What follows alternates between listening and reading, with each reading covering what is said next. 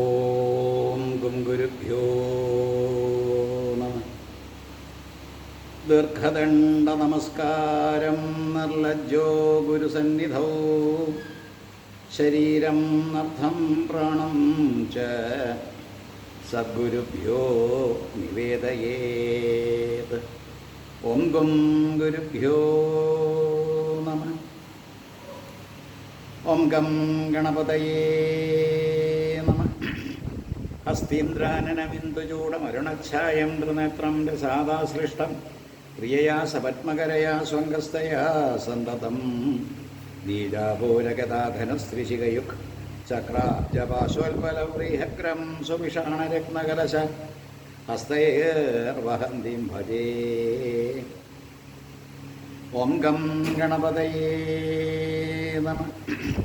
പാലരിവിദ്യുതിബിന്ദുകിരീടം തുംഗകുജം നയനത്രയയുക്താം സ്മേരമുഖിം വരദാങ്കുശപാശാം ഭീതിഹരാം ഭജേത ഭുവനേശ്യോമി.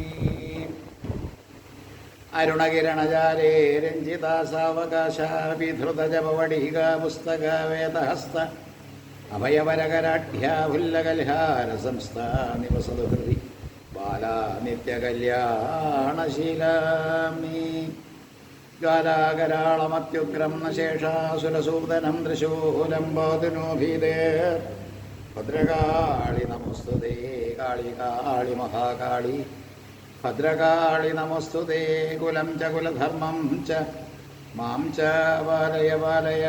ഓം നമശ്ചണ്ഡികായൈ നമോ. ഓം നമശ്ചണ്ഡികായൈ നമോ. ഓം നമശ്ചണ്ഡികായൈ നമോ. ഓം നമ പാർവതീപതയേ ഹര ഹര മഹാദേവ. ഓം നമ ശിവായ നമ. ഓം ഓം നമ ശിവായ ശിവായൈ നമ. ഓം നമ ശിവായ. ശുഭം ശുഭം ഗുരു ഗുരു ശിവായ നമ.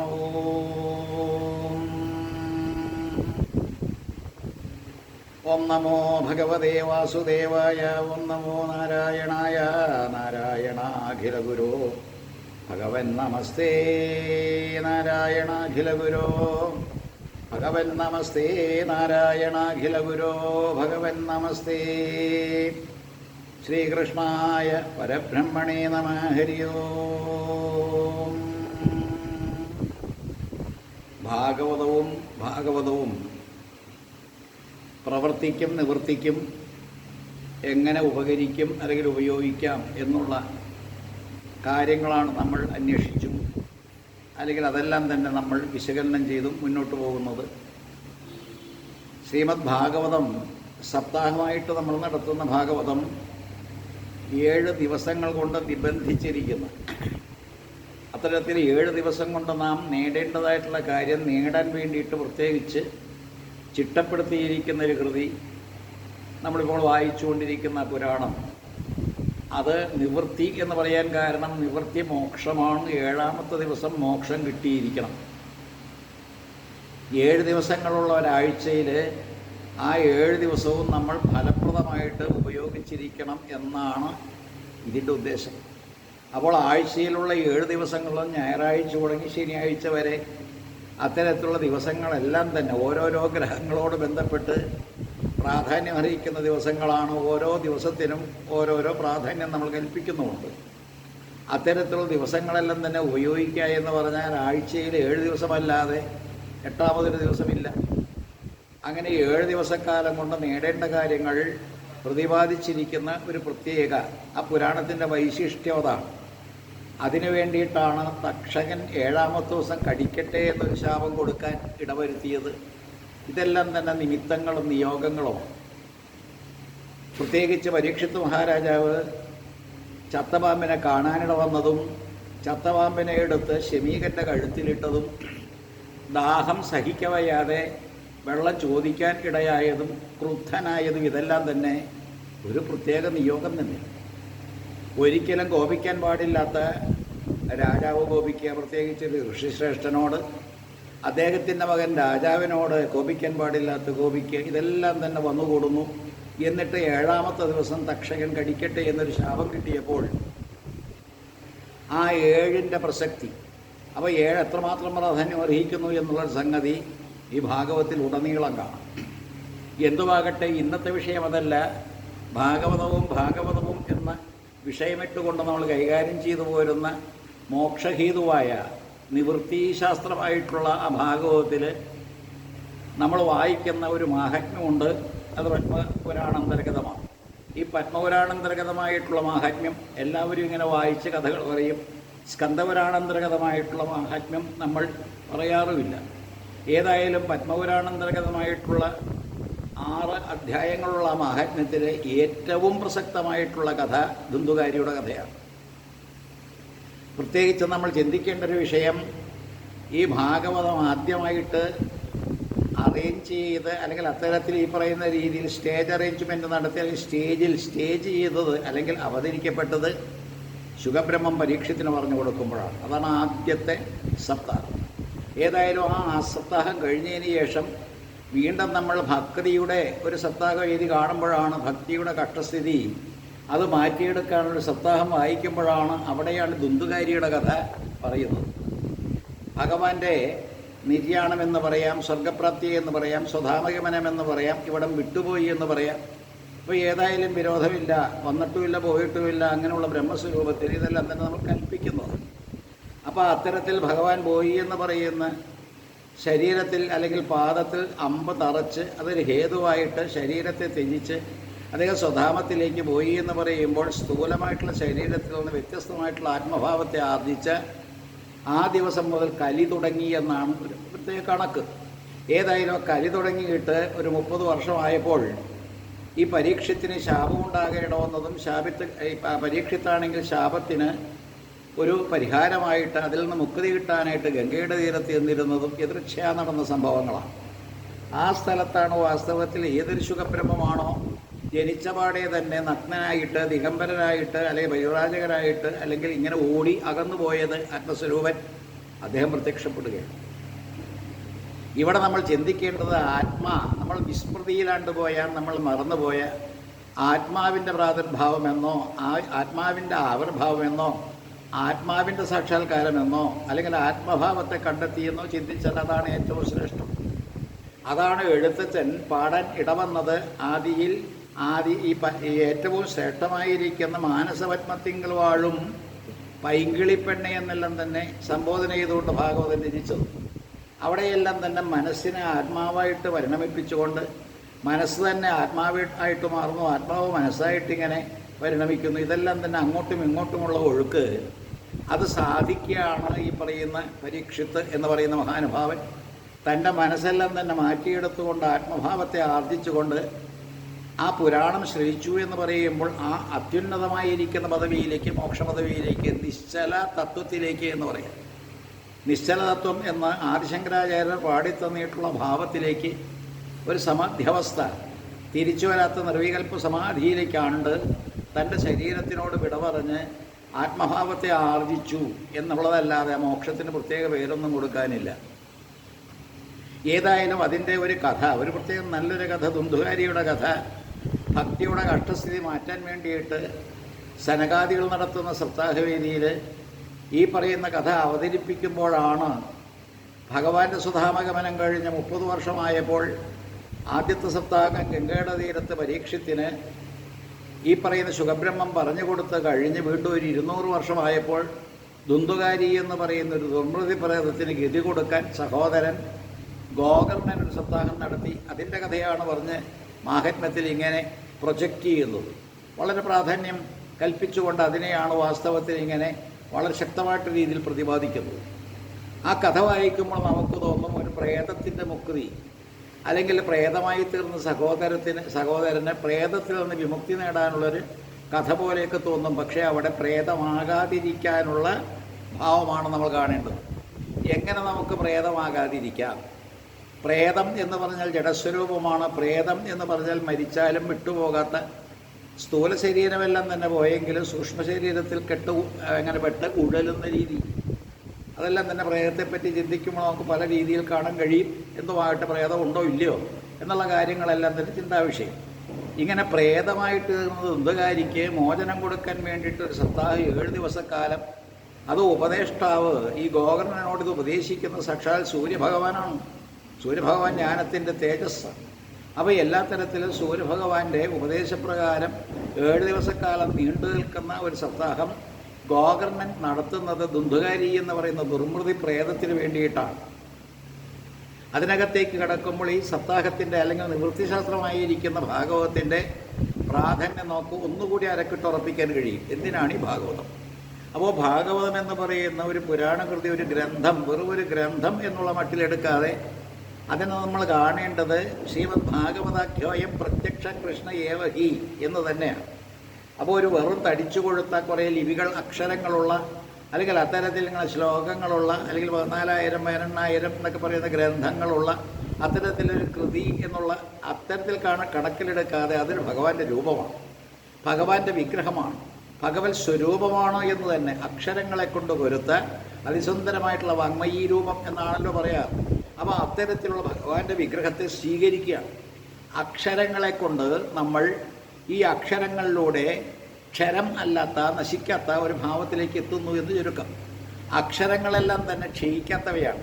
പ്രളയകാലത്തും ക്ഷയിക്കാതെ അത് വീണ്ടും ഇങ്ങനെ ഈ പ്രപഞ്ചത്തിൽ സ്ഥിരമായിട്ട് നിൽക്കുന്നു. ഒരു സനാതനത്വം, ഒരു ചിരന്തന സ്വഭാവം അല്ലെങ്കിൽ ശാശ്വത ഭാവം, അത്തരത്തിലുള്ള ഈ അക്ഷരങ്ങളാണ് വാസ്തവത്തിൽ അക്ഷരബ്രഹ്മം. ആ അക്ഷരബ്രഹ്മമായിരിക്കുന്ന ഓംകാരത്തിൽ നിന്ന് അടർന്ന് അതിൽ നിന്ന് പോകുന്ന അക്ഷരങ്ങളെ കൊണ്ട് കൊരുത്ത ഒരു പ്രത്യേക ഭാഗവതം എന്ന് പറയുന്ന പുരാണകൃതിയിലൂടെ നമ്മൾ കടന്നു കയറുന്നത് അക്ഷരസ്വരൂപമായിട്ടുള്ള ബ്രഹ്മത്തിലേക്കാണ്, ക്ഷയിക്കാത്ത ബ്രഹ്മഭാവത്തിലേക്കാണ്. ശരീരമെല്ലാം തന്നെ ഇല്ലാതെയായാലും ശരീരത്തിൽ നിന്ന് മോചനം കിട്ടി നമ്മൾ അതിൽ നിന്ന് വിടുതൽ വാങ്ങുമ്പോൾ നമ്മൾ അക്ഷരമായിരിക്കുന്ന ക്ഷയിക്കാത്ത ആത്മഭാവത്തെ ആർജിക്കുന്നു എന്ന് മാത്രമേ ഇതിനർത്ഥമുള്ളൂ.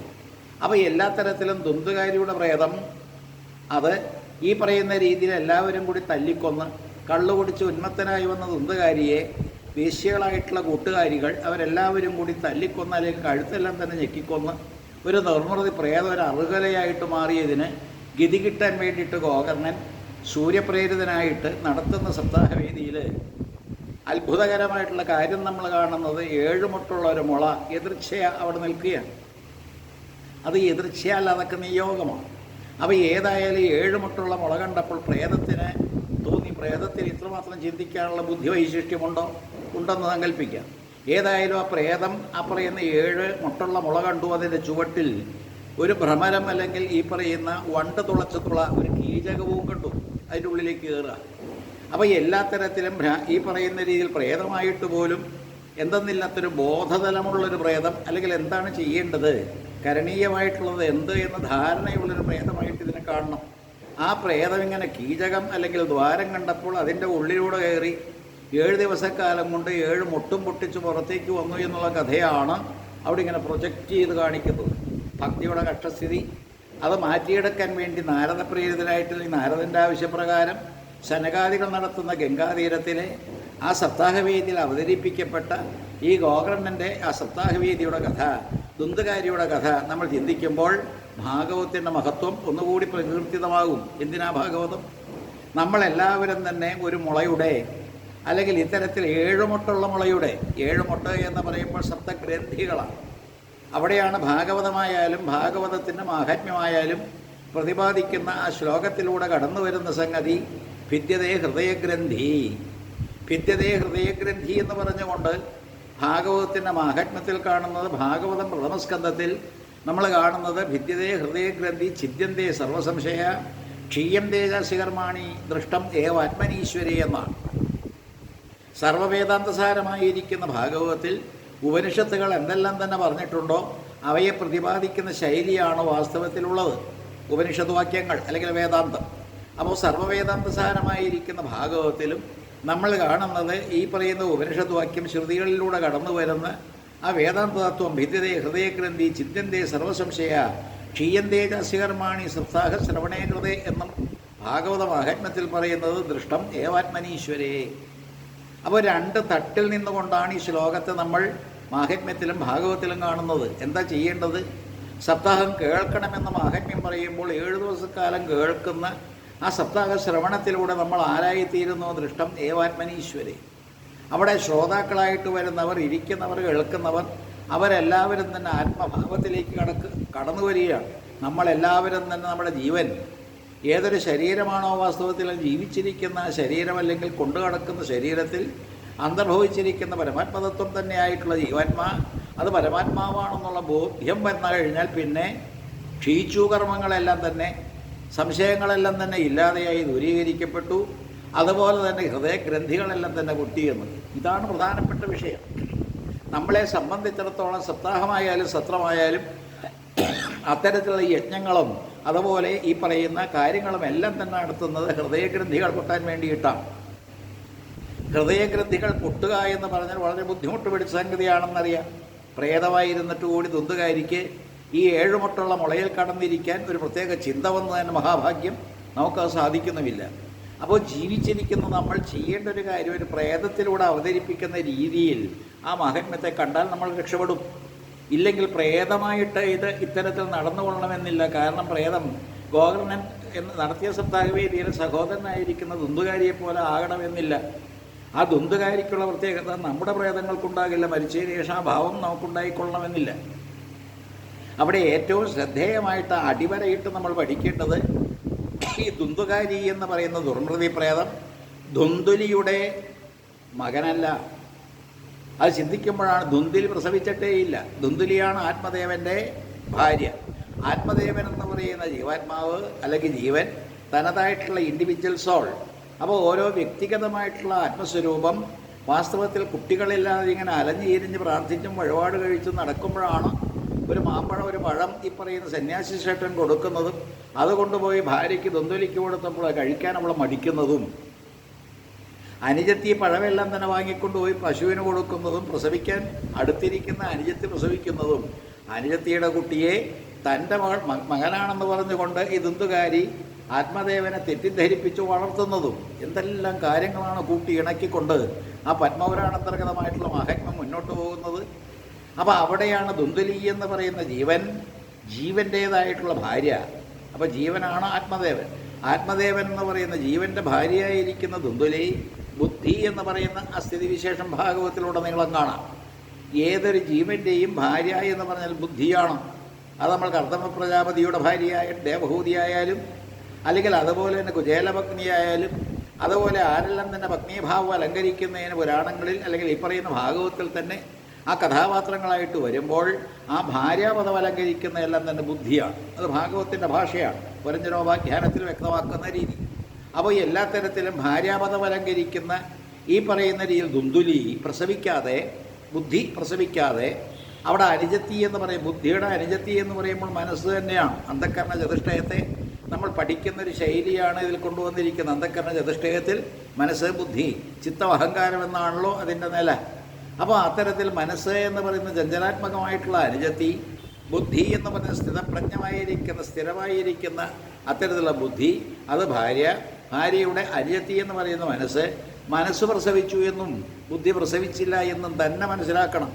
അപ്പോൾ ആ കഥാഗോളത്തിൽ നമ്മൾ കാണേണ്ടത് മനസ്സിൽ നിന്ന് ജനിക്കുന്നതെല്ലാം തന്നെ വികൃതസ്വരൂപന്മാർ, മനസ്സിൽ ഉണ്ടാകുന്ന എല്ലാം തന്നെ വികാരം ഇങ്ങനെ മുറ്റി നിൽക്കുന്നവർ.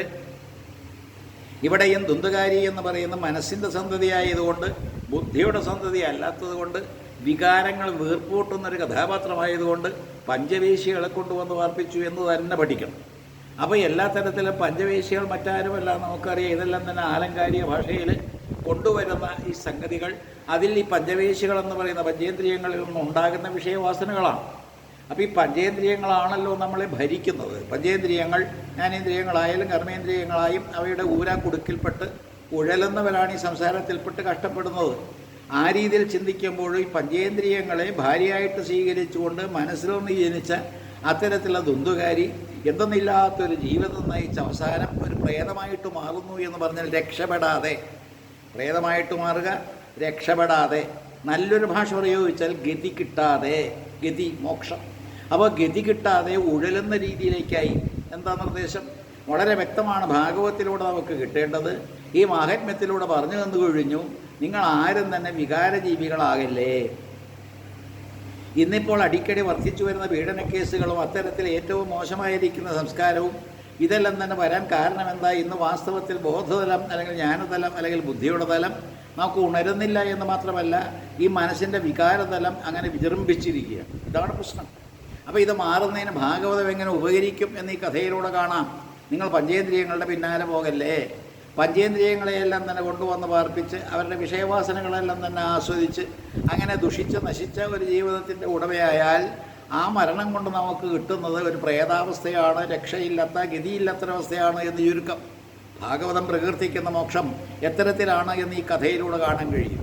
അപ്പോൾ ഈ എല്ലാ തരത്തിലും വികാരജീവിയായിരുന്ന ദുന്ദുകാരി അനുജത്തിയുടെ മകനായതുകൊണ്ട്, ചേച്ചി എന്ന് പറയുന്ന ബുദ്ധിയുടെ മകനല്ലാത്തത് കൊണ്ട് എന്തെല്ലാം പ്രശ്നങ്ങളുണ്ടായി.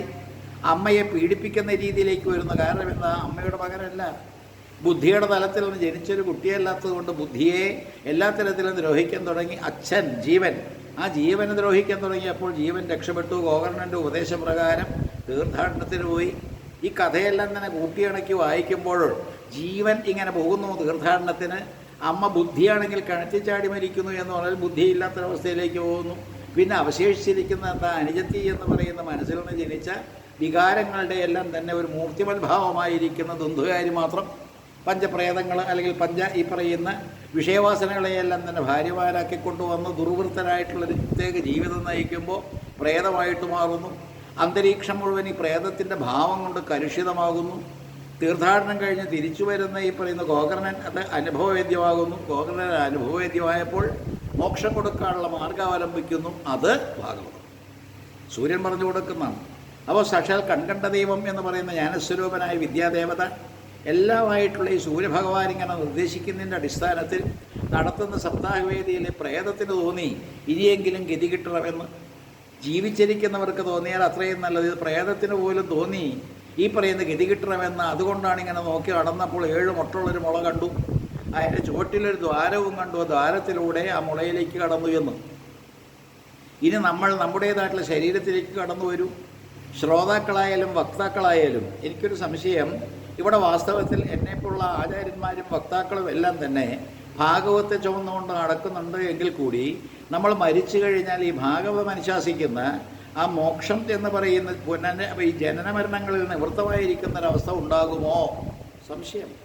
കാരണം എന്താ? നമ്മളെല്ലാവരും തന്നെ വികാരജീവികളായിട്ട് വീണ്ടും അവശേഷിച്ച് കിടക്കുകയാണ്. ഒരു ചെറിയ വികാരമാണ് ഈ പരീക്ഷത്തിനെ പ്രേരിപ്പിച്ചത്. ദാഹിക്കുന്നു എന്ന് പറയുന്ന അയാളുടെ ശാരീരിക ധർമ്മം അയാളെ പ്രകോപിപ്പിച്ചു. വെള്ളം കിട്ടാതെ വന്ന ക്രോധം കൊണ്ടിങ്ങനെ ക്രോധതാമ്രാക്ഷരായി എന്നൊക്കെ പറയുന്ന രീതിയിൽ ക്രുദ്ധിച്ചു നിൽക്കുന്ന ഈ പരീക്ഷിത്ത് കണ്ണടച്ച് ധ്യാനിച്ചിരിക്കുന്ന ശമീകരൻ എന്ന് പറയുന്ന ശ്രേഷ്ഠ മഹർഷിയുടെ കഴുത്തിൽ ചത്തപാമ്പിനെ എടുത്തിട്ടതല്ലേ ഈ പ്രശ്നങ്ങൾക്ക് കാരണമായത്? അപ്പോൾ ക്രോധം അതെല്ലാം ഭാവം അല്ലെങ്കിൽ വികാരത്തിൽ നിന്നുണ്ടാകുന്നതാണ്.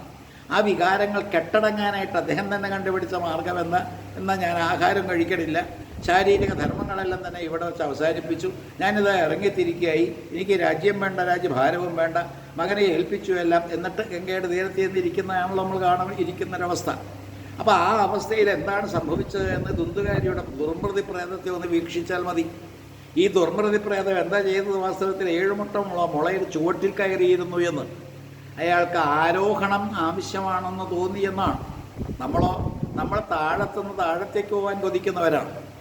ഏതൊരു താഴത്ത് എന്ന് പറയുന്നൊരവസ്ഥയാണോ നമുക്കുള്ളത്, അതാണ് മൂലാധാരം. നട്ടെല്ലും അതിൽ ഉള്ളിലുള്ള സുഷുമ്നാഖണ്ഡവും വന്നവസാനിക്കുന്ന ജനേന്ദ്രിയത്തിനും കുതത്തിനും ഇടയ്ക്ക് ഒരു 4 ഇതളുള്ള പത്മമുണ്ട്. സങ്കല്പമാണെങ്കിൽ തന്നെ വളരെ സ്ട്രോങ് ആണ്. ആ സാങ്കല്പികമായിട്ടുള്ള ആ ചക്രത്തെ നമ്മൾ പറയുന്ന മൂലാധാര ചക്രമെന്നാണ്. ഒന്നുകൂടി നമ്മൾ ഉറപ്പിക്കണം, ഈ ചക്രങ്ങളെല്ലാം തന്നെ നമ്മൾ കറക്കാൻ വേണ്ടിയിട്ടുള്ളതാണ്. ഈ കറക്കാൻ വേണ്ടിയിട്ടുള്ള ചക്രങ്ങൾ കൊണ്ട് നമ്മൾ ഭ്രമിക്കുകയാണ്. അപ്പോൾ മൂലാധാരമായാലും സ്വാധിഷ്ഠാനം എന്ന് പറയുന്ന ലിംഗഭാഗമായാലും, അത് കഴിഞ്ഞിട്ട് മണിപൂരം എന്ന് പറയുന്ന നാഭീപ്രദേശമായാലും, പിന്നെ ഹൃദയം എന്ന് പറയുന്ന അനാഗത പത്മചക്രമായാലും, കഴുത്തിലുള്ള വിശുദ്ധിചക്രമായാലും ഒക്കെ നമ്മളെ ഭ്രമിപ്പിച്ചുകൊണ്ട് കറക്കും. ഈ പ്രപഞ്ചത്തിലിട്ട് ഈ സംസാരത്തിലിട്ട് ഇങ്ങനെ കറക്കും എന്നുള്ള യാതൊരു സംശയവും കൂടാതെ പറയാം. അപ്പോൾ അങ്ങനെയുള്ള താഴത്ത് 4 ഇതളുള്ള ഒരു പത്മം, അതാണ് ഏറ്റവും താഴത്ത്. അവിടെ നമ്മൾ ജനിച്ചപ്പോൾ വീണ് കിടക്കുന്നതാണ്. ഏതായാലും ജനിച്ചപ്പോൾ വീണ് കിടക്കുന്ന നമ്മളെ അമ്മ പ്രകൃതി അല്ലെങ്കിൽ ഈശ്വരി എന്ന് പറയുന്ന മഹാമായ നമ്മളെ പൊതച്ച് അല്ലെങ്കിൽ പുതപ്പിച്ച് ഇങ്ങനെ ഇരിക്കുന്നുണ്ട്. താഴത്തേക്ക് പോകല്ലേ ഇത്രയും മതി. ഏതായാലും താഴത്തേക്ക് പോകാതിരിക്കാൻ വേണ്ടി അമ്മ ഇത്തരത്തിൽ നമ്മളെ സംരക്ഷിച്ചു കൊണ്ടിരിക്കുന്നുണ്ടെങ്കിലും നമ്മുടെ അതായുള്ള ടെൻഡൻസി, നമ്മുടെ ട്രെൻഡ്, നമ്മൾക്ക് സ്വാഭാവികമായിട്ടും ജന്മനാ സിദ്ധമായ താഴത്തേക്ക് പോകാനുള്ള പ്രവണതയാണ്. വീണ്ടും താഴത്തേക്ക്. ജനേന്ദ്രിയത്തിനോട് താല്പര്യം, കുതത്തോട് താല്പര്യം, അതായത് ആഹാരാദി കാര്യങ്ങളോട് താല്പര്യം, ഭോഗത്തോട് താല്പര്യം, അങ്ങനെ പ്രാപഞ്ചികമായിട്ടുള്ള സുഖഭോഗങ്ങളോട് എന്തെന്നില്ലാത്ത താല്പര്യം വെച്ച് പുലർത്തുമ്പോൾ നമ്മൾ താഴത്തേക്ക് പോകും. അങ്ങനെ പോകാതിരിക്കാൻ അമ്മ അത് വളരെ ഭദ്രമായിട്ട് നമ്മളെ കാത്തു സൂക്ഷിക്കുന്നുണ്ട്. അതാണല്ലോ യോഗ പാരമ്പര്യം അനുസരിച്ച് നമ്മൾ പഠിക്കുന്നത്. അങ്ങനെ താഴത്തെ ഈ പറയുന്ന മൂലാധാര പത്മത്തിൽ കയറി കടക്കുകയാണ് ഈ പറയുന്ന പ്രേതം. കാരണം എന്താ? അതാണ് എൻ്റെ ആസ്ഥാനം. ഞാൻ അവിടെ കയറി ഇരിക്കുന്ന ജീവനാണ്. എൻ്റെ ജീവൻ ഈ പ്രേതാവസ്ഥയെ പ്രാപിക്കാൻ കാരണം മനസ്സിലായ അയാൾ വാസ്തവത്തിൽ ഏറ്റവും താഴത്തെ തട്ടിൽ കുത്തിയിരുന്നുകൊണ്ട് ആദ്യത്തെ ദിവസം ഭാഗവതം കേട്ടു എന്നാണ് ഈ പറയുന്ന മാഹാത്മ്യം പറയുന്നത്. ആദ്യത്തെ ദിവസം ഭാഗവതം മുഴുവൻ കേട്ട് അതിൻ്റെ കാര്യങ്ങളെല്ലാം തന്നെ ഗ്രഹിച്ച് ഈ പറയുന്ന രീതിയിൽ വളരെ ശ്രേഷ്ഠമായിരിക്കുന്ന ഭാഗവതം ഗോകർണൻ പറഞ്ഞു കൊടുക്കുന്നത് മുഴുവൻ കേട്ട് അവിടെ നിന്ന് നേരെ കയറുകയാണ് മുകളിലേക്ക്. ആരോഹണത്തിന് വേണ്ടിയിട്ട് ഞാൻ കയറിയിരിക്കും. താഴത്തെ തട്ടിൽ കടന്ന് മുടിഞ്ഞു പോകാൻ ഞാൻ ആഗ്രഹിക്കുന്നില്ല. തളർന്നു പോയിട്ട് താഴത്തേക്ക് അധപ്പതിക്കാനും ഞാൻ ഉദ്ദേശിക്കുന്നില്ല എന്ന് പറയുന്ന തീവ്രമായിരിക്കുന്ന ഒരു ആഗ്രഹത്തോടുകൂടി ഈ പ്രേതം നേരെ മുകളിലേക്ക് കയറുകയാണ്. രണ്ടാമത്തെ തട്ട് സോപാനം എന്നാണ് ഇതിനെ പറയുക. അങ്ങനെ സോപാനങ്ങൾ ഓരോന്നോരോന്നായിട്ട് കയറി 7 ദിവസക്കാലം കൊണ്ട് 7 സോപാനം മുറിച്ച് കിടക്കുന്ന രീതി. ഇതാണ് ഭാഗവതം. അപ്പോൾ ഈ പ്രേതമായിട്ടുള്ളൊരു വ്യക്തിക്ക് പോലും അല്ലെങ്കിൽ മരിച്ചിട്ട് ഗതികിട്ടാത്ത താഴത്തേക്ക് അധപ്പതിച്ച് കിടക്കുന്ന ഭാവത്തിൽ നിന്ന് എങ്ങനെ ഉദ്ധരിക്കപ്പെടാം? ഈ അടുത്ത കാലത്ത് ഈ ജഗതോദ്ധാരക അല്ലെങ്കിൽ ജഗതോദ്ധാരണ എന്ന് പറയുന്നൊരു കൃതി കേട്ടപ്പോൾ എനിക്ക് തോന്നിയത് ജഗത്തിനെ ഉദ്ധരിക്കുന്ന ഭഗവാന്റെ വേഷം, അല്ലെങ്കിൽ ജഗത്ത് ഇങ്ങനെ വാസ്തവത്തിൽ കറങ്ങിക്കൊണ്ടിരിക്കുന്നത്, ഓടിക്കൊണ്ടിരിക്കുന്നത്, ഒഴുകിക്കൊണ്ടിരിക്കുന്നത്, പോയിക്കൊണ്ടിരിക്കുന്നത്, അത്തരത്തിലുള്ള ജഗത്തിൻ്റെ ഉദ്ധാരണത്തിന് വേണ്ടി ഭഗവാന്റെ അവതാരം. ആദ്യത്തെ അവതാരമായിട്ട് ഭാഗവതം പ്രകീർത്തിക്കുന്ന വരാഹ അവതാരമാണല്ലോ. ഈ വരാഹ അവതാരം വാസ്തവത്തിൽ ചെയ്തത് ഭൂമിയെ ഉദ്ധരിക്കലാണ്. ഭൂമിതത്വം എന്ന് പറയുന്ന ശരീരമാണ്. അപ്പോൾ ശരീരത്തെ ഉദ്ധരിക്കലാണ്. ഈ ഭൂമിതത്വം എന്ന് പറയുന്ന ശരീരം മാത്രമല്ല, ശരീര അന്തർഗതമായിട്ടുള്ള മൂലാധാരത്തെയും നമ്മൾ ഭൂമിതത്വമായിട്ടാണ് പറയുക. ഓരോരോ തത്വങ്ങളായിട്ടാണ് മുകളിലേക്ക് കയറുക. അപ്പോൾ ഭൂമി മുതൽ ഭൂമി, ജലം, അഗ്നി, വായു, ആകാശം, ഈ പഞ്ചഭൂതങ്ങളെയാണ് നമ്മൾ ഈ ഷഡ്ചക്രങ്ങളിൽ ആദ്യത്തെ ആ 5 ചക്രങ്ങളെ കൊണ്ട് ഉദ്ദേശിക്കുന്നത്. ശരീരം അപ്പാടെ എടുക്കുമ്പോഴും ഭൂമി. ഈ ജഗതോദ്ധാരണ എന്ന് പറയുന്ന കൃതിയിലും നമ്മൾ കാണുന്നത് ഈശ്വരൻ്റെ അനുഗ്രഹിച്ചാൽ ഈശ്വരൻ്റെ അനുഗ്രഹത്തോടുകൂടി നമുക്ക് ഉദ്ധരിക്കപ്പെടാം. ഉദ്ധരിക്കുക, അതിനെപ്പറ്റിയെല്ലാം തന്നെ ഭാഗവതത്തിലെ കഥാപാത്രങ്ങളെ നോക്കുമ്പോൾ നമുക്ക് കാണാം വരാനിരിക്കുന്നു. അപ്പോൾ എല്ലാ തരത്തിലും ഭാഗവതത്തിൻ്റെ ഒരു ഉദ്ധാരണം, എങ്ങനെ നമുക്ക് ഉയർന്നുയർന്ന് കയറി മുകളിലെത്താം എന്നുള്ള രീതി, അതല്ലാതെ മറ്റ് യാതൊന്നും ഈ ഭാഗവതത്തിലില്ല. 7 ദിവസക്കാലം കൊണ്ടുള്ള ഒരു കയറ്റമാണ്.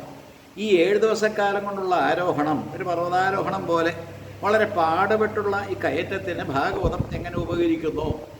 ഈ പ്രേതം എന്ന് പറയുന്ന ദുന്തുകാരി പാടുപെട്ട് ഓരോ ദിവസവും ഓരോ ഗ്രന്ഥികൾ പൊട്ടിച്ചു എന്നാണ്.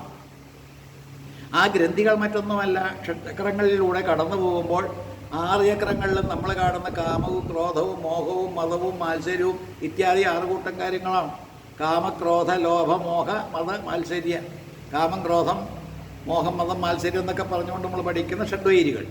ഈ ഷഡ്വൈരികൾ എന്ന് പറയുന്ന 6 ഗ്രന്ഥികളെ പൊട്ടിക്കുകയാണ്. അത് വാസ്തവത്തിൽ തീക്ഷ്ണമായിട്ടുള്ള തീവ്രമായിട്ടുള്ളൊരു സാധനയുടെ വൈഭവമാണ്. ലളിതാ സഹസ്രനാമം വായിക്കുമ്പോഴും ഇത് തന്നെയല്ലേ കാണുക. അപ്പോൾ എല്ലാ തരത്തിലും നമ്മൾ താഴത്തു നിന്ന് തലയിലേക്ക് കയറുന്നൊരു പ്രത്യേക സമ്പ്രദായത്തിലേക്ക് ഈ ഭാഗവതം നമ്മളെ കടത്തിക്കൊണ്ടുവന്ന് ഷഡ്ചക്രങ്ങളെ ഭേദിക്കുന്ന രീതിയല്ലാതെ മറ്റ് യാതൊന്നും ഇവിടെ കാണാനില്ല. മറ്റൊന്നുകൂടി, ഈ ഷഡ്ചക്രങ്ങളെന്ന് പറയുന്ന യോഗവിദ്യ അതെല്ലാം തന്നെ നമ്മൾ അങ്ങനെ പഠിക്കാതിരിക്കാൻ ആഗ്രഹിക്കുന്നു. അത് വേണ്ട എന്ന് വയ്ക്കുകയാണെങ്കിൽ തന്നെ നമുക്ക് ജ്ഞാനസോപാനങ്ങൾ 6 കടക്കാലോ. ശുഭേച്ഛ, വിചാരണ, ധനുമാനസ, സത്വാപത്തി, അസംശക്തി, പദാർത്ഥാഭാവിനി എന്നെല്ലാം പറയുന്ന 6. അപ്പോൾ ഈ എല്ലാ തരത്തിലും നമ്മൾ 7ാമത്തെ ഒരവസ്ഥയിലേക്ക്, ആനന്ദത്തിൻ്റെ അങ്ങേയറ്റത്തൊരവസ്ഥയിലേക്ക്, അമൃതാനുഭൂതിയിലേക്ക് അങ്ങനെ കടക്കാൻ വേണ്ടിയിട്ടുള്ളൊരു ആരോഹണ പ്രക്രിയ, അതുമാത്രമാണ് ഭാഗവത്തിൻ്റെ മാഹാത്മ്യം എന്ന് ദുന്തുകാരിയുടെ ദുർമൃതി പ്രേതത്തിൻ്റെ കഥയിലൂടെ പത്മപുരാണാന്തർഗതമായിട്ടുള്ള മാഹാത്മ്യം നമ്മളെ പഠിപ്പിക്കുകയാണ്. ചിന്തിച്ചു നോക്കൂ, ഇതാണ് നിവൃത്തിശാസ്ത്രമായിട്ടുള്ള ഭാഗവതം. അപ്പോൾ നിവൃത്തിശാസ്ത്രമായിട്ടുള്ള ഭാഗവത്തിൻ്റെ പ്രത്യേകത മനസ്സിൽ വെച്ചുകൊണ്ട് പ്രവൃത്തിശാസ്ത്രമായിരിക്കുന്ന ആ ദേവീ ഭാഗവത്തിലേക്ക് കടക്കുമ്പോൾ കഥകൾ മാറി. ഇവിടെ ശുഗരെ കൊണ്ട് പറയിക്കുന്ന ഈ ഭാഗവതം വിട്ടിട്ട് അവിടെ ജനമേജയന് പറഞ്ഞു കൊടുക്കുന്ന മുഴുവൻ വേദവ്യാസരാണ്. അവിടെ ആദ്യത്തെ ഈ പറയുന്ന സ്കന്ധത്തിൽ പാണ്ഡവന്മാരുടെ ഉൽപ്പത്തി അല്ലെങ്കിൽ പാണ്ഡവന്മാരുടെ പാരമ്പര്യം ഇതെല്ലാം തന്നെ പറയുന്ന കൂട്ടത്തിൽ വളരെ ശ്രേഷ്ഠമായിരിക്കുന്നൊരു പ്രയോഗം ഒരു അർദ്ധശ്ലോകം മാത്രമാണ്. ഈ അർദ്ധശ്ലോകം എന്ന് പറയുന്ന ഒരു ശ്ലോകത്തിൻ്റെ പകുതി സർവംഘല്ലിതമേവാഹം നാന്യദസ്തി സനാതനം എന്ന് പറയുന്നൊരു പ്രത്യേക വേദാന്തിക് തോട്ട്. സർവം കല്ലിതമേവാഹം. ഈ കാണുന്നതെല്ലാം തന്നെ ഞാനല്ലാതെ മറ്റാരുമല്ല. സനാതനമായിട്ടുള്ളത്, സത്യമായിട്ടുള്ളത്, അഥവാ ഈ പറയുന്ന ശാശ്വതമായിട്ടുള്ളത് ഞാൻ തന്നെ എന്ന് പറയുന്ന അമ്മയുടേതായിട്ടുള്ള അരുളപ്പാട്, അല്ലെങ്കിൽ ഈ പറയുന്ന ശരീരി, അതിലൂടെ മനസ്സിലാക്കുന്ന കൊച്ചു കണ്ണനാണെങ്കിൽ ഇതെല്ലാം ഞാനാണ് എന്നിങ്ങനെ അവതരിപ്പിച്ചുകൊണ്ട്, ഞാനാണ് എന്നിങ്ങനെ പറഞ്ഞ് ഉറപ്പിച്ചു കൊണ്ടുപോകുന്ന ഒരു അർത്ഥശ്ലോകം പോലെ ഭാഗവതത്തിൽ നമ്മൾ കാണുന്ന ഈ പറയുന്ന പ്രഥമസ്കന്ധം, അത് കഴിഞ്ഞിട്ട് ദ്വിതീയ സ്കന്ധത്തിൽ മാത്രമാണ് ഈ പറയുന്ന ചതുശ്ലോകി. ഒരിടത്തൊരു ചതുശ്ലോകി, ഒരിടത്ത് വാസ്തുവിലൊരു അർത്ഥശ്ലോകം. ഇത്തരത്തിൽ ഇങ്ങനെ ഘടിപ്പിച്ചു വച്ചിരിക്കുന്ന ആ പ്രയോഗങ്ങളിലും നമ്മൾ സത്യമായിട്ടൊരു സംഗതിയെ കാണുന്നുണ്ട്. അത് കാണാനുള്ള യാത്രയാണ്. അല്ലെങ്കിൽ ഈ ആരോഹണത്തിലൂടെ അല്ലാതെ, മുകളിലേക്ക് കടന്നുള്ള കയറ്റമല്ലാതെ, അതിലൂടെയല്ലാതെ നമുക്ക് ആർക്കും തന്നെ നമ്മെ പിടുത്തം കിട്ടുകയില്ല എന്ന് പഠിപ്പിക്കുന്ന പുരാണമാണ് രണ്ടും. ദേവി ഭാഗവതം കുറേ കഥകൾ ഇങ്ങനെ മാറിപ്പിടിച്ച് അങ്ങനെ എഴുതി വച്ചു എന്ന് മാത്രം. അതിലൂടെയും ജനമേജയൻ അത് മനസ്സിലാക്കാതെ ജനമേജയൻ അച്ഛന് വേണ്ടി ചെയ്തു. അതാണ് അവിടെ പറ്റിയ അപാകത. നമ്മൾ കർമ്മങ്ങളും ഇത്തരത്തിലുള്ള ഓരോരോ പൂജകളും ഹോമങ്ങളും ഒക്കെ ചെയ്യുന്നത് നമുക്ക് വേണ്ടിയിട്ടാണോ എന്ന് ചോദിച്ചാൽ എനിക്കൊന്നും വേണ്ട. ഇവിടെയും ഭാഗവതത്തിൽ ഈ പറയുന്ന യാഗം, ദീർഘസത്രം നടത്തുന്ന ശൗനകാദികൾ ആർക്ക് വേണ്ടിയിട്ടാണ് അപ്പോൾ ചെയ്യുന്നത്? ഭാഗവതം പറയുന്നു ലോക കല്യാണത്തിന്. അവർക്ക് വേണ്ട, അവർക്ക് ഒന്നും ആവശ്യമില്ല എന്നുള്ള മട്ടിലാണ്. ഏതായാലും ലോകത്ത് തന്നെ വരട്ടെ, എല്ലാവരും സുഖം അനുഭവിക്കട്ടെ എന്നുള്ള മട്ടിൽ നമ്മൾ ചെയ്യുന്ന ക്രിയകൾ. അക്കൂട്ടത്തിൽ ഒരാളാണ് ജനമേജയൻ. വീണ്ടും വീണ്ടും ജനമേജയൻ നമുക്ക് അപഗ്രഥിച്ച് പഠിക്കുമ്പോൾ അയാളൊരു കർമ്മഠനാണെന്ന് കൂടി കാണാം, പ്രാചീന ബർഹിസിനെ പോലെ. അപ്പോൾ എല്ലാ തരത്തിലും ഈ മാഹാത്മ്യത്തെ മനസ്സിൽ വെച്ചുകൊണ്ട്, ഇപ്പോൾ പറഞ്ഞ മാഹാത്മ്യത്തെ മനസ്സിൽ വെച്ചുകൊണ്ട്, അത്തരത്തിലൊരു മാഹാത്മ്യം ദേവീ ഭാഗവതത്തിൽ ഉൾക്കൊള്ളിക്കാത്തത് കൊണ്ട്, എന്നാൽ ഈ മാഹാത്മ്യത്തിൽ പറയുന്ന സംഗതി തന്നെയാണ് അവിടെയും പ്രാവർത്തികമാക്കേണ്ടത് എന്നുള്ളൊരു ബോധം നമുക്ക് പിന്നാലെ ഈ സപ്തമസ്കന്ധത്തിലും അതുപോലെ 11ാമത്തെ സ്കന്ധത്തിലും എല്ലാം തന്നെ ദേവീഗീതയിലും മറ്റുമൊക്കെ പറഞ്ഞു തരുന്നുമുണ്ട്. പുരാണങ്ങളെ വ്യത്യസ്തമായിട്ട് കണ്ട് വ്യത്യസ്ത ഭാവത്തിൽ ചിന്തിച്ച് ചിത്രീകരിച്ച് അത്തരത്തിൽ അവലോകനം ചെയ്തു പോകുന്നത് കൊണ്ടുള്ള ഗതികേടാണ് നമുക്ക് വരുന്നത്. എന്തുമാകട്ടെ, ഒന്ന് പ്രവൃത്തി ഒന്ന് നിവൃത്തി എന്നുള്ള രീതിയിൽ തന്നെ നമുക്ക് നോക്കാം.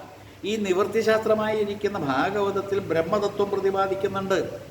ആ ബ്രഹ്മതത്വത്തെ പ്രതിപാദിക്കുന്നത് തന്നെ ജന്മാദ്യസ്യ. ഈ ജന്മാദ്യസ്യേതഃ അന്വയാത് ഇതരതശ്ച അധ്യേഷു അഭിജ്ഞസ്വരാട് തേനേ ബ്രഹ്മഹൃദായ ആദികവയേ മുഹ്യന്തി യസ്സൂരയ തേജോവാരിമൃതം യഥാവിനിമയോ എത്ര ത്രിസർഗോംഷാധാംനാസ്വേന സദാ നിരസ്തകുഹകം സത്യം പരം ധീമഹി. ആ ഒറ്റ ശ്ലോകത്തിൽ ഇങ്ങനെ അവതരിപ്പിക്കപ്പെടുന്ന സത്യത്തെ ആ ഒറ്റ ശ്ലോകത്തിലൂടെ മനസ്സിലാക്കാൻ ബുദ്ധിമുട്ടാണ്. എത്രമാത്രം വ്യാഖ്യാനിച്ചാലും തീരാത്തത്ര ഒരു പ്രത്യേക പദവി, സ്റ്റാറ്റസ് ഈ സത്യത്തിനുണ്ട്. സത്യമെന്ന് പറയുന്നത് വളരെ തെറ്റിദ്ധരിക്കപ്പെട്ടൊരു പദമായിട്ടെടുക്കാം, അല്ലെങ്കിൽ തെറ്റായിട്ട് വ്യാഖ്യാനിക്കപ്പെടുന്ന ഒരു പദമായിട്ടെടുക്കാം, അല്ലെങ്കിൽ വ്യക്തമായിട്ട് ധരിക്കാൻ സാധിക്കാത്ത ഒരു പദമായിട്ടെടുക്കാം.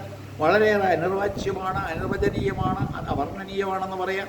അപ്പോൾ സത്യം പരം ധീമഹി എന്ന് ആദ്യത്തെ ശ്ലോകത്തിലൂടെ പറയപ്പെടുന്ന, അല്ലെങ്കിൽ നമ്മളെ പഠിപ്പിക്കുന്ന, ധ്യാനിക്കാൻ പ്രേരിപ്പിക്കുന്ന ഭാഗവതം ഈ നിവൃത്തിശാസ്ത്രത്തിൽ സത്യത്തെയാണ് ഈ ഗോകർണൻ തേടിയത്. നമുക്കൊന്ന് കണക്ട് ചെയ്യാം അത്. ഏതായാലും സത്യം പരം ധീമഹി എന്ന് പറയുന്ന ഭാഗവതത്തിലെ ആദ്യത്തെ അത്തരത്തിലുള്ള ഉപക്രമ ശ്ലോകത്തിലെ പ്രധാനപ്പെട്ട ധ്യാനം അത് നടത്തുകയാണ് ഈ പറയുന്ന പ്രേതം എന്നുള്ള രീതിയിൽ അല്പനേരം ഒന്ന് ചിന്തിക്കാം. ഈ പ്രേതം വാസ്തവത്തിൽ അലഞ്ഞിരിഞ്ഞ് കടന്നു ബഹിർവ്യാപ്തമായിട്ട്. അന്തർമുഖ സമാരാധ്യ ബഹിർമുഖ സുദർലഭ എന്ന് ലളിതയിൽ വ്യക്തമായിട്ട് പറഞ്ഞു. അങ്ങനെ ബഹിർവ്യാപ്തമായിട്ടുള്ള ഈശ്വരാന്വേഷണം നടത്തുന്ന ശൈലിയോ, അല്ലെങ്കിൽ ബാഹ്യപ്രപഞ്ചത്തിൽ ഇങ്ങനെ ഓടി നടക്കുന്ന, അലഞ്ഞിരിഞ്ഞ് നടക്കുന്ന രീതിയോ, അത് അവലംബിച്ചിരിക്കുന്ന പ്രേതത്തിന് ഒന്ന് അടങ്ങാനും ഒതുങ്ങാനും സാധിച്ചു. അല്ലെങ്കിൽ അയാൾക്ക് വേണമെന്ന് തോന്നി. ഇത്തരത്തിൽ അലഞ്ഞിരിഞ്ഞ് നടക്കുന്ന പ്രേതത്തിൻ്റെ ഭാവം വിട്ട് അയാൾ ഏകാഗ്രതയോടുകൂടി ഒരു മുളം കുഴലിൽ, മുളം കമ്പിൽ അതിൻ്റെ ഉള്ളിലേക്ക് ഇങ്ങനെ കടന്നുകൂടി എന്ന് പറയുമ്പോൾ അയാൾ ശരീരാന്തർഗതമായിട്ടുള്ള നട്ടെല്ലിനെ ലക്ഷ്യമിട്ടുകൊണ്ട് അതിൻ്റെ ഉള്ളിലൂടെ ഒഴുകുന്ന സുഷുമ്നാകാണ്ഡത്തെ കേന്ദ്രീകരിച്ച് ചിന്തിക്കാൻ തുടങ്ങിയെന്നേ ഇതിനർത്ഥമുള്ളൂ. എന്താണ് നമ്മൾ ചെയ്യേണ്ടത് എന്ന് ഈ മാഹാത്മ്യത്തിൽ പ്രതിപാദിക്കുകയാണ്. ഭാഗവത്തിലൂടെ കിട്ടേണ്ടത് ഇത്. ഈ മാഹാത്മ്യത്തിലൂടെ പറഞ്ഞു തന്നിട്ടുള്ളത് നിങ്ങളെല്ലാവരും തന്നെ ശ്രദ്ധിക്കേണ്ട ഒരു അവയവം നിങ്ങളുടെ ശരീരത്തിലുണ്ട്. ആ ശരീരാവയവം നട്ടെല്ല്. ആ നട്ടെല്ലിൻ്റെ ഉള്ളിലൊരു സുഷുമ്നാകാണ്ഡം, അതിനെ വിട്ടുകളയാതിരിക്കുക. എപ്പോഴും സദാ ജാഗരൂകരായിട്ട് അതിലൂടെ ഒരു ധ്യാനം നിങ്ങൾ നടത്തണം. അപ്പോൾ സത്യം പരം ധീമഹി എന്ന് പറഞ്ഞുകൊണ്ട് ഇങ്ങനെ കണ്ണടച്ചിരുന്ന് സത്യം പരം ധീമഹി, സത്യം പരം ധീമഹി, സത്യം പരം ധീമഹി 1008 വീതം നിത്യം ജപിക്കുക. എന്നിട്ട് ലക്ഷം അല്ലെങ്കിൽ ഇങ്ങനെ കോടിക്കണക്കിന് ജപിക്കുക. സത്യം കിട്ടുമോ? അപ്പോൾ അവിടെ വാസ്തവത്തിൽ ജപം എന്ന് പറയുന്ന ജഡസ്വരൂപത്തിലേക്ക് നയിക്കുന്ന ശാരീരികമായിട്ടുള്ളൊരു വ്യായാമമായിട്ട് മാറിയാൽ അതിനെ യാന്ത്രികമായ രീതിയിലേക്ക് കൊണ്ടുവന്നാൽ കിട്ടുന്ന ഒന്നല്ല എന്നുകൂടി ഈ ഏഴുമുട്ടുള്ള മുളയും ദുന്ദുകാരി എന്ന് പറയുന്ന ദുർമൃതി പ്രേതം കടന്നിരിക്കലും എന്നിട്ട് മുകളിലേക്ക് ഇങ്ങനെ കയറലും ഇത് സൂചിപ്പിക്കുന്നത് വളരെ ജാഗരൂകരായിട്ട് ഉത്തിഷ്ഠത ജാഗ്രത പ്രാപ്യപരാനിബോധത എന്ന് പറയുന്ന ആഹ്വാനം തന്നെയാണ്. ഉത്തിഷ്ഠത ജാഗ്രത പ്രാപ്യപരാനിബോധത, എഴുന്നേക്കൂ, നിങ്ങൾ കിടന്നുറങ്ങുന്ന ഈ സങ്കേതം മൂലാധാരം എന്ന് പറയുന്ന ഏറ്റവും ജുഗുപ്സാവഹമായ മ്ലേച്ഛമായ അധപ്പതനത്തിൻ്റെ തലത്തിൽ കിടക്കുന്ന, അത് ഈ വിസർജനേന്ദ്രിയത്തിനും അതുപോലെ തന്നെ ഈ പറയുന്ന ജനേന്ദ്രിയത്തിനും ഇടയ്ക്ക് കിടക്കുന്ന ഏറ്റവും മ്ലേച്ഛമായ സ്ഥലത്ത് അവിടെ നിന്ന് നിങ്ങൾ ഉണരൂ. ഉത്തിഷ്ഠത ജാഗ്രത, വളരെയേറെ കെയർഫുള്ളായിട്ട് നിൽക്കണം, അല്ലെങ്കിൽ വീണ്ടും വീണ്ടും തകരാറും അത്തരത്തിൽ അധപ്പതനവും ഉണ്ടാകാൻ ഇടയുള്ള സങ്കേതമാണെന്നുള്ള സൂചനയാണ് ഈ പറയുന്ന നിർദ്ദേശത്തിൽ. ഉത്തിഷ്ഠത ജാഗ്രത, എന്നിട്ടും എന്ത് വേണം? പ്രാപ്യ വരനിബോധത, എന്നിട്ടിങ്ങനെ എഴുന്നേറ്റ് നടക്കുക. ആ നടത്തം കയറ്റം, ഇവിടുത്തെ ആരോഹണം, അത് പ്രാപിക്കേണ്ട സ്ഥലം പ്രാപിച്ചു കഴിഞ്ഞിട്ടേ നിൽക്കാവൂ, എത്തേണ്ട സ്ഥലത്ത് എത്തിയിട്ടേ നിൽക്കാവൂ. അത് ഈ പ്രേതത്തിന് പോലും സാധിച്ചു. അപ്പോൾ ഈ പ്രേതം എന്ന് പറയുന്നതിന് പ്രേതമായിട്ടെടുക്കാതെ മരിച്ചതിന് ശേഷം ഇങ്ങനെ പ്രേതാവസ്ഥ 2 ഡയമെൻഷനിലായിട്ടുള്ളൊരു ഭാവം കൽപ്പിച്ചുകൊണ്ട് അത്തരത്തിലുള്ള പ്രേതമായിട്ടെടുക്കാതെ നമ്മൾ ചെയ്യേണ്ടതായുള്ള പ്രവൃത്തിക്ക് ഒരു ഉദാഹരണമായിട്ടൊരു കഥാഗോളമായിട്ട് അതിനെ എടുത്താൽ മതി. അങ്ങനെ എടുക്കുമ്പോൾ നമ്മൾ ജീവിച്ചിരിക്കുമ്പോൾ ചെയ്യേണ്ട കാര്യമാണ് മരിച്ചുപോയതിനു ശേഷം ആയിത്തീർന്ന പ്രേതത്തെക്കൊണ്ട് ഇവിടെ പറയുന്ന ആയിത്തീർന്ന പ്രേതത്തെക്കൊണ്ട്. അപ്പോൾ ആയിത്തീർന്ന എന്നുള്ള പ്രയോഗത്തിലും വളരെ അർത്ഥവത്തായിട്ടുള്ള പ്രയോഗമാണ്. നമ്മൾ എങ്ങനെ അങ്ങനെ ആയി എന്ന് ചോദിച്ചാൽ നമ്മുടെ പ്രവൃത്തി ദോഷമാണ്. നമ്മൾ വാസ്തവത്തിൽ മാനസികമായിട്ടുള്ള വികാരങ്ങൾക്ക് അടിപ്പെട്ടുകൊണ്ട് ജീവിക്കുമ്പോൾ പ്രേതാവസ്ഥയെ പ്രാപിക്കും എന്നുള്ള സത്യാവസ്ഥ അവിടെ കാണിക്കുകയാണ്. അതിൽ നിന്ന് വ്യത്യസ്തമായിട്ട് നമ്മൾ ബോധതലത്തിലേക്ക് ഉയർന്ന് നല്ല ചിന്താലോകത്തെ ഇങ്ങനെ കടന്നു കയറുന്ന രീതിയിലേക്ക് വരണമെന്ന് ഈ കഥ നമ്മളെ പഠിപ്പിക്കുകയാണ്. ഒന്നുകൂടി കടന്നു നോക്കൂ.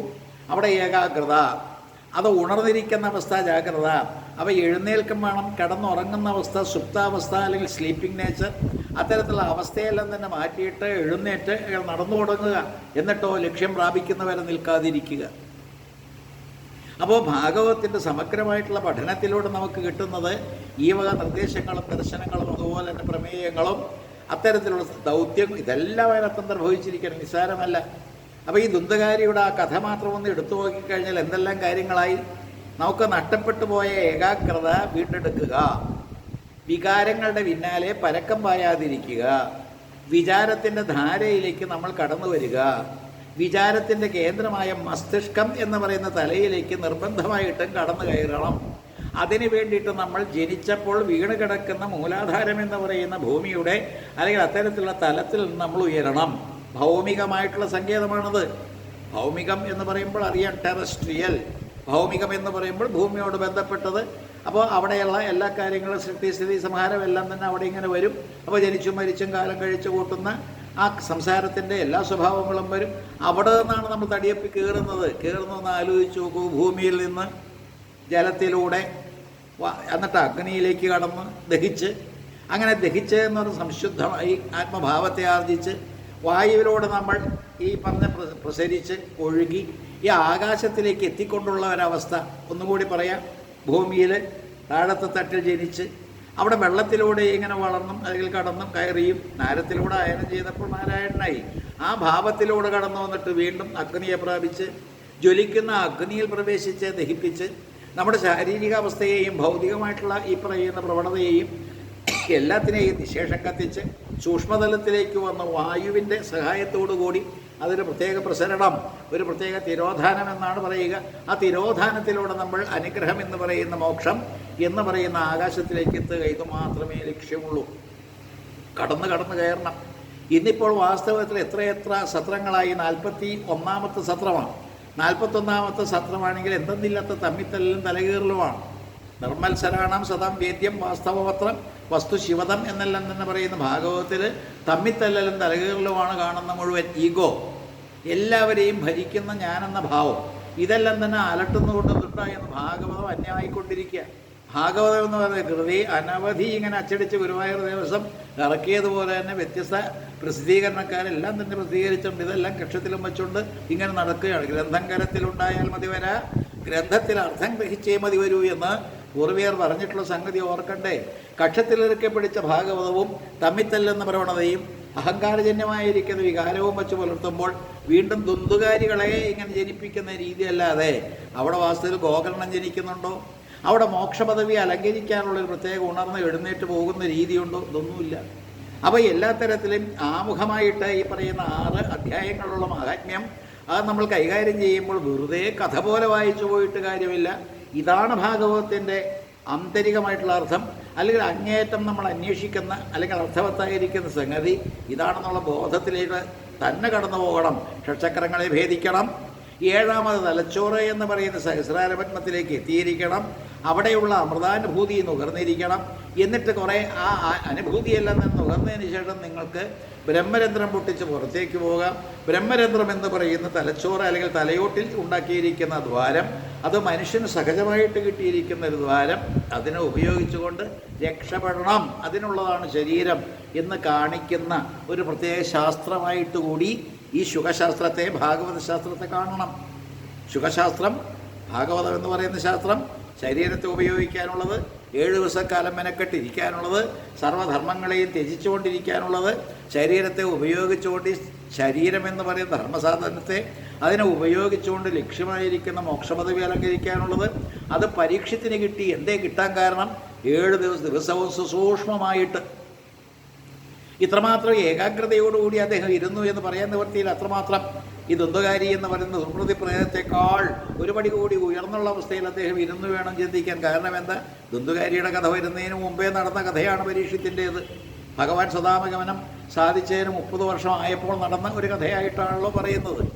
ഏതായാലും ഏതൊരു ഭഗവത് സ്വരൂപത്തെ, ബ്രഹ്മത്തെ, ഈശ്വരനെ ആണോ സാക്ഷാത്കരിക്കാൻ വേണ്ടി ഭാഗവതം ഇത്തരത്തിൽ സുഖബ്രഹ്മം പരീക്ഷത്തിന് പറഞ്ഞു കൊടുക്കുന്നത്, അത് ഉൾക്കൊണ്ടു.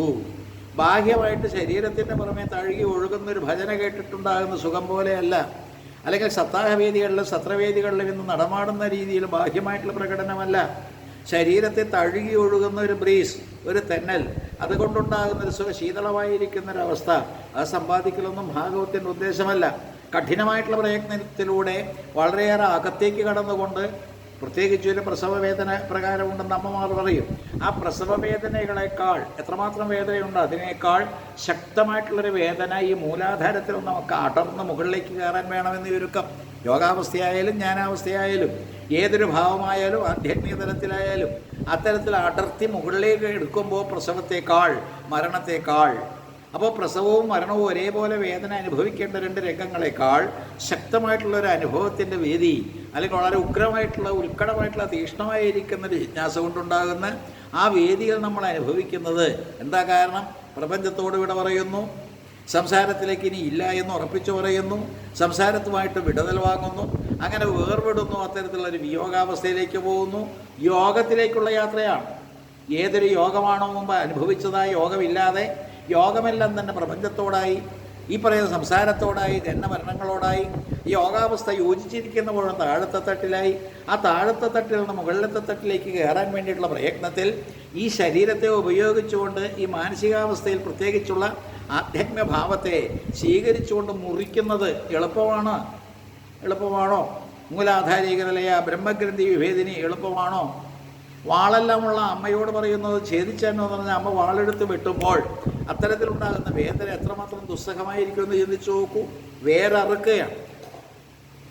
ഏതൊരു വേരാണോ ഈ സംസാരത്തിൽ ഇങ്ങനെ ഊന്നിക്കിടക്കുന്നത്, അത് ഇങ്ങനെ അങ്ങേയറ്റേക്ക് താഴ്ന്നു കിടക്കുന്നത്, അത്തരത്തിലെ വേരിനെയാണ് ഇറക്കുന്നത്. ബ്രഹ്മഗ്രന്ഥി, വിഷ്ണുഗ്രന്ഥി, രുദ്രഗ്രന്ഥി, ഈ ഗ്രന്ഥികളെയെല്ലാം തന്നെ ഛേദിച്ചുകൊണ്ട്, ഹൃദയഗ്രന്ഥികളെയെല്ലാം തന്നെ ഭേദിച്ചുകൊണ്ട് മുകളിലേക്ക് കയറുമ്പോൾ എത്രമാത്രം വേദന അനുഭവിക്കണം ചിന്തിച്ചു നോക്കുക. ആ വേദന ശരീരം അനുഭവിക്കുന്നതാണ്. കാരണം ശരീരത്തിൽ നിന്ന് ഈ ജീവനെ, ശരീരത്തിൽ നിന്ന് സൂക്ഷ്മമായിരിക്കുന്ന ജീവന് വേർപെടുത്തുമ്പോൾ തേങ്ങ ഇങ്ങനെ കിടന്ന് ഉണങ്ങി കൊട്ടത്തേങ്ങ ആകുന്ന രീതിയിലേക്ക് വരുന്ന രീതി വളരെയേറെ ബുദ്ധിമുട്ടേറിയതാണ്. മാത്രമല്ല ഇത്തരത്തിലൊരു തേങ്ങ നമ്മൾ ഉണക്കാനിട്ടാൽ ഒരുപക്ഷേ അത് ചീഞ്ഞു പോകാനിടയുണ്ട്. എന്താ കാരണം? മൂത്തില്ല. മൂക്കാത്തൊരു തേങ്ങ ഇട്ട് ഉണക്കിക്കഴിഞ്ഞാൽ അത് കൊട്ടത്തേങ്ങയാകുകയില്ല, കാമ്പൊന്നും വേറിട്ട് കിട്ടുകയുമില്ല.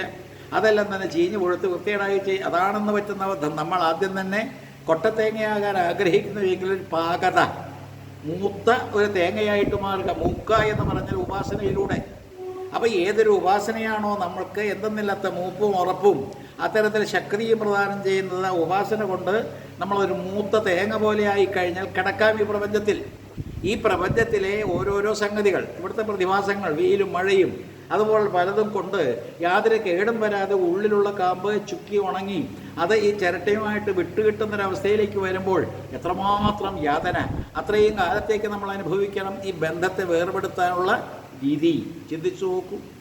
വളരെയേറെ കഷ്ടപ്പാടുകൾ അനുഭവിച്ച് 7 ദിവസക്കാലം കൊണ്ട് പരീക്ഷത്ത്. എന്താ കാരണം? ഞാൻ ഉണ്ണില്ല, ഉറങ്ങില്ല, ഞാൻ വാസ്തവത്തിൽ ഒന്നും ചെയ്യില്ല, പ്രപഞ്ചമായിട്ട് യാതൊരു ബന്ധവുമില്ല എന്ന് പറയുമ്പോൾ സംസാരത്തെയെല്ലാം തന്നെ ദൂരീകരിച്ചുകൊണ്ട് ആധ്യാത്മികതലത്തിലേക്ക് തൻ്റെ മനസ്സിനെ കടത്തിക്കൊണ്ടുവരാൻ വേണ്ടിയുള്ള പ്രയത്നം തീവ്രം. ആ തീവ്രമായിട്ടുള്ള സാധനയുടെ പരമകാഷ്ഠയായിട്ട് ആ 7 ദിവസത്തെ എടുക്കണം. അതിനു മുമ്പേ തപസ് തുടങ്ങി. ഏതൊരു ഉത്തരയുടെ ഗർഭത്തിലാണ് ഈ ഭ്രൂണാവസ്ഥയിൽ പരീക്ഷിത്ത് കഴിഞ്ഞുകൂടിയത്, അന്നേ കണ്ടു തുടങ്ങി ഭഗവാനെ. കണ്ട ഭഗവാനെ അന്നു മുതൽ ധ്യാനിച്ചു കൊണ്ടിരിക്കുന്ന ഈ പരീക്ഷത്തിന് ഈ 7 ദിവസക്കാലം വളരെ ഉപകാരപ്രദമായിട്ട് ഉപയോഗിക്കാൻ കഴിഞ്ഞു. കാരണം എന്താ? ചെറുപ്പത്തിലെ ഭ്രൂണാവസ്ഥയിൽ പോലും ധ്യാനം ശീലിച്ചു. ആ ധ്യാനത്തിൻ്റെ രൂപവും ഭാവവും എല്ലാം തന്നെ കണ്ട് രൂപഭാവങ്ങളില്ലാത്ത ഭഗവത് സ്വരൂപത്തെ ആത്മഭാവത്തിലേക്കാക്കിക്കൊണ്ട് അതിന് തീവ്രമായിട്ടുള്ളൊരു 7 ദിവസ സാധന കൊണ്ട് സാധിച്ചെടുക്കാനുള്ള ഒരു ഗ്രന്ഥമായതുകൊണ്ട് ഈ പ്രവൃത്തിശാസ്ത്രമല്ല നിവൃത്തിശാസ്ത്രമായിരിക്കുന്ന ഭാഗവതത്തിൻ്റെ ശക്തമായിട്ടുള്ള ഭാവം നമ്മളിലേക്ക് കടത്തിക്കൊണ്ടുവരണം. അതിന് വേണ്ടിയിട്ടാണ് ദുന്ദുകാരിയുടെ കഥയെല്ലാം തന്നെ മഹാത്മ്യത്തിൽ പറഞ്ഞത്.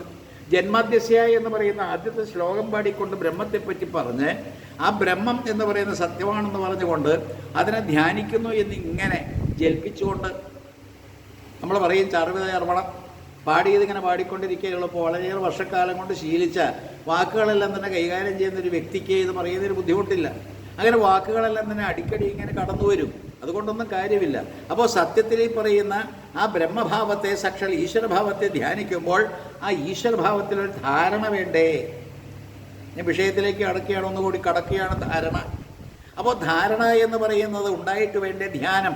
സത്യം പരം ധീമഹി എന്ന് പറയുന്നത് സർവശ്രീ വളരെ നമ്മൾക്ക് അനുഗ്രഹീതരായിരിക്കുന്ന പണ്ഡിറ്റ് ഗോപാലൻ നായരും അതുപോലുള്ളവരെല്ലാം തന്നെ വളരെ കേമമായിട്ട് വ്യാഖ്യാനിച്ചു തന്നെങ്കിൽ ഈ ധീമഹി എന്ന് പറയുന്ന ധ്യാനിക്കുന്ന രീതി, കണ്ണടച്ചിരിക്കുന്ന രീതിയാണെന്ന് ധ്യാനം. ധ്യാന ശ്ലോകം ചൊല്ലും, ആ മൂർത്തിയുടെ രൂപമെല്ലാം തന്നെ മനസ്സിലേക്ക് കൊണ്ടുവരും. നിൽക്കില്ല, കുറച്ചു നേരം നിന്നെങ്കിലായി, എന്നിട്ടിങ്ങനെ ധ്യാനിച്ചു ഒന്ന് വരും, എന്നിട്ട് മന്ത്രത്തിലേക്ക് അടക്കമാണല്ലോ ഇപ്പോഴത്തെ രീതി. ധ്യാനം യോഗാവസ്ഥയിലെ ധ്യാനം അതല്ല. ധാരണ നല്ല പോലെ വേണം. എന്താണ് ഈ പറയുന്ന ബ്രഹ്മഭാവം, ഈശ്വരൻ ആര് എന്നുള്ള ഭാവം നല്ലപോലെ ധ്യാനിച്ചുറപ്പിക്കുന്ന രീതിയായിട്ട് തന്നെ ഇതിനെ കൊണ്ടുവരണം. അപ്പോൾ സത്യത്തിൽ ഉണ്ടാകേണ്ടത് എന്താ? നല്ല രീതിയിൽ ചിന്തിക്കുമ്പോൾ ബ്രഹ്മത്തെപ്പറ്റിയും ഭാഗവതം നിർവചിക്കുന്നുണ്ട്. വദന്തി തത്വവിത് തത്വം യജ്ഞാനം അദ്വയം ബ്രഹ്മേതി പരമാത്മേതി ഭഗവാൻ ഇതി ശബ്ദതേ. ഇത് ഉറപ്പിക്കുന്നില്ല. ഭാഗവത പ്രേമികളായിട്ടുള്ളവരെ അനുവാചകരായാലും അല്ലെങ്കിൽ ആചാര്യന്മാരായാലും അവർ ഈ പറയുന്ന ബ്രഹ്മതത്വത്തെ, ബ്രഹ്മം എന്ത് എന്ന്, അത് സത്യത്തിൽ എന്താ? വദന്തി തത്വവിത് തത്വം യജ്ഞാനം അദ്വയം. ഈശ്വരനും താനും രണ്ട് എന്നുള്ള ചിന്തയിലൂടെ ഇരിക്കുന്നവരാണ് ഇന്നെല്ലാം തന്നെ. സപ്താഹവേദിയിൽ നമ്മൾ കാണുന്ന വിഗ്രഹത്തെ ഒരു ഭഗവാന്റെ വിഗ്രഹം വെച്ച് പൂജിക്കുന്ന രീതിയാണ്. സത്രവേദിയിലാണെങ്കിൽ എവിടെ നിന്നൊക്കെയാണ് ഗുരുവായൂരിൽ എഴുന്നള്ളിക്കുന്നു, അവിടെ നിന്ന് എഴുന്നള്ളിക്കുന്നു, ഇവിടെ നിന്ന് എഴുന്നള്ളിക്കുന്നു, ആ വിഗ്രഹം കൊണ്ടുവന്ന് പ്രതിഷ്ഠിക്കുന്നു, തന്ത്രി വരണു, കോലാഹലം, അവിടെ പൂജ. അപ്പോൾ അവിടെ ഈ ഈശ്വരനും താനും രണ്ട് എന്ന് പറയുമ്പോൾ അവിടെ അദ്വൈജ്ഞാനമില്ല. അദ്വൈജ്ഞാനം ഇല്ലാത്തിടത്തോളം കാലം ബ്രഹ്മമില്ല. ബ്രഹ്മത്തെ ധ്യാനിക്കുന്നു എന്ന് പറയുന്ന വിഡ്ഢിത്തം. ആ ബ്രഹ്മത്തെ ധ്യാനിക്കുന്നു, സത്യമായിരിക്കുന്ന ബ്രഹ്മത്തെ ധ്യാനിക്കുന്നു എന്ന് പറയുന്നത് വെറും ഒരു ജൽപ്പനം പോലെയായി കഴിഞ്ഞു. ഇതാണ് ഗതികേട്. ഇന്ന് സത്രവേദികളെ പ്രശ്നം, സപ്താഹവേദികളെ പ്രശ്നം, തമ്മിത്തല്ലല്, അങ്ങനെയെല്ലാം തന്നെ അവരവരുടെ അഹങ്കാരമെല്ലാം തന്നെ പ്രകടിപ്പിക്കുന്ന രീതി, ഇതെല്ലാം തന്നെ വരാൻ കാരണം എന്താ? ഭാഗവതം ആർക്ക് വേണം? അപ്പം ആർക്കും വേണ്ടാത്തൊരു സാധനമായി മാറിക്കഴിഞ്ഞ് ഭാഗവതത്തിൽ നല്ലൊരു ധാരണയുണ്ടാക്കിയെടുക്കണം. വദന്തി തത്വവിത് തത്വം ജ്ഞാനം അദ്വയം ബ്രഹ്മേതി പരമാത്മേതി ഭഗവാൻ ഇതി ശബ്ദതേ. ബ്രഹ്മത്തെ നിർവചിച്ചിട്ടുണ്ട് ശ്രുതികളിൽ. യതോ വാ ഇമാനി ഭൂതാനി ജായന്തി യേന ജാതാനി ജീവന്തി യത് പ്രയന്ത്യഭിസംവിശന്തി തത് വിജിജ്ഞാസസ്വ തത് ബ്രഹ്മേതി. ഏതൊന്നിൽ നിന്നൊക്കെ ഉണ്ടായ ബ്രഹ്മം നിശ്ശേഷ്ടമാണ്. നിർവികാരവും നിർഗുണവും നിശ്ശേഷ്ടമായിരിക്കുന്ന ബ്രഹ്മത്തിൽ നിന്നുണ്ടായി എന്ന് പറയുമ്പോൾ വാസ്തവത്തിൽ നമുക്ക് സംശയം തോന്നില്ലേ? ബ്രഹ്മത്തിന് സൃഷ്ടിക്കാൻ എന്താ പ്രവണത? ബ്രഹ്മത്തിന് മോഹമുണ്ടോ, കാമമുണ്ടോ, ആഗ്രഹങ്ങളുണ്ടോ, അത്തരത്തിൽ എന്തെങ്കിലും പ്രവൃത്തി ചെയ്യാൻ താല്പര്യമുണ്ടോ? ഏതായാലും ഏതൊന്നിൽ നിന്നുണ്ടായോ, ഏതൊന്നിനെ ആശ്രയിച്ചിരിക്കുന്നു, ഏതൊന്നിലേക്ക് തിരിച്ചു പോകുന്നു, അതിനെ ബ്രഹ്മം എന്നിങ്ങനെ പറഞ്ഞുകൊണ്ട് നിർവചിക്കുന്ന രീതി അത് വിട്ടിട്ട് ഭാഗവത്തിൽ പറയുന്ന ബ്രഹ്മം എന്ന് പറഞ്ഞാൽ അദ്വൈജ്ഞാനമാണ്. ഈശ്വരം പ്രപഞ്ചവും ദേശികൻ താനും ജ്ഞാനം ഈശന്റെ കാരുണ്യത്തിൽ കേവലമൊന്നായി കണ്ടേൻ. മഹാനുഭാവനായിട്ടുള്ള എഴുത്തച്ഛൻ്റെ ഭാഗവത്തിൻ്റെ തുടക്കമാണ്. ഈശനും പ്രപഞ്ചവും ദേശികൻ താനും ഞാനും ഈശന്റെ കാരുണ്യത്തിൽ കേവലമൊന്നായി കണ്ടേൻ. അന്നേരം മായാമയമായുള്ള ബഹുത്വങ്ങളൊന്നുമേ കാണാനില്ല. ഞാൻ ഒഴിഞ്ഞൊരിടത്തും ആരും മാറുന്നുണ്ട് ഈ രീതിയിലേക്ക്. പ്രസംഗിക്കുന്ന ഞാനോ അല്ലെങ്കിൽ മറ്റ് പ്രസംഗകരോ അല്ലെങ്കിൽ ഈ പറയുന്ന ആചാര്യന്മാരോ അനുവാചകരോ അല്ലെങ്കിൽ ശ്രേഷ്ഠന്മാരെന്ന് നമ്മൾ പറയുന്ന ഈ കൂട്ടർ ആരും തന്നെ വാസ്തവത്തിൽ ഞാൻ ഒഴിഞ്ഞ് എന്നെ വിട്ടിട്ട് മറ്റാരെയും കാണുന്നില്ല എന്നുള്ള മട്ടിലേക്ക് വന്ന ആ ധ്യാനത്തിലേക്ക്, ആ ധാരണയിലേക്ക് വന്നിട്ട് ധ്യാനത്തിലേക്ക് കിടക്കണ്ടേ. നമുക്ക് ആ ശ്ലോകം ചൊല്ലിക്കൊണ്ട് നിർത്താം. ജന്മാദ്യസ്യേതൊന്നയാത് ഇതരദശ അർദ്ധേഷവിജ്ഞസ്വര തേനേ ബ്രഹ്മഹൃദയ ആദികവയേ മുഖ്യം ദിയസൂരയ തേജോവാരിമൃതം യഥാ വിനിമയോ യത്ര ത്രിസർഗോ മൃഷ ധാംനാശ്വേന സദാ നിരസ്തകുഹകം സത്യം പരം ധീമഹി സത്യം പരം ധീമഹി.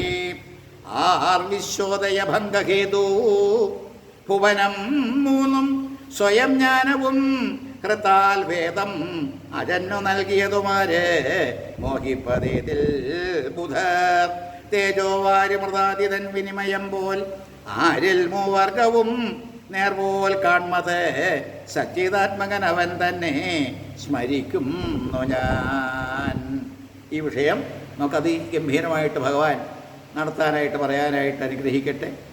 കേൾക്കാനും നടത്താനും എല്ലാം തന്നെ ഒരു മാനസികാവസ്ഥ അകത്തുനിന്ന് തള്ളി അതായത് നമുക്ക് ഉള്ളിൽ തോന്നി അല്ലെങ്കിൽ ഉള്ളിൽ ഈ ഗുരുക്കന്മാരുടെ അനുഗ്രഹം കൊണ്ട് നമുക്ക് തട്ടി ഉണർന്നു പോരുന്ന വിചാരത്തിൻ്റെ ധാര, അതിലൂടെ മാത്രമേ ഇതെല്ലാം തന്നെ നമുക്ക് പഠിക്കാൻ കഴിയൂ. പറയും നമ്മൾ വാസ്തവത്തിൽ ആസ്വദിക്കണം, കേൾക്കുന്നവർ ആസ്വദിക്കണം, പറയുന്നവരും കേൾക്കുന്നവരും ഒപ്പം ആസ്വദിച്ചുകൊണ്ട് മുന്നോട്ട് പോകുമ്പോൾ പിടികിട്ടുന്ന ആ ബ്രഹ്മത്തെ നമുക്ക് ധ്യാനിച്ചുകൊണ്ട് തൽക്കാലം നിർത്താം.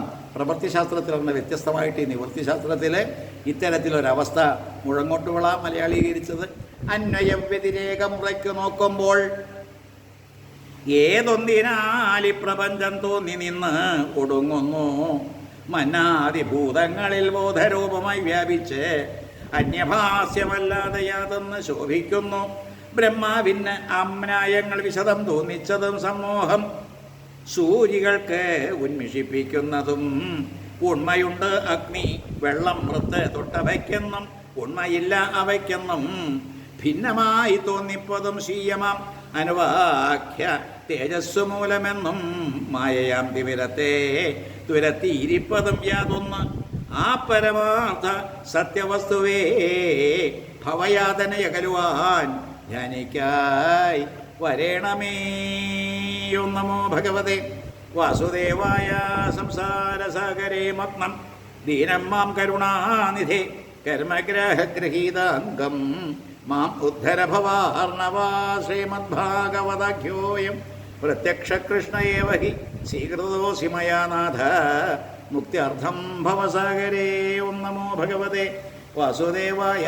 ശ്രീകൃഷ്ണായ പരബ്രഹ്മണേ നമഃ. ഹരി ഓം.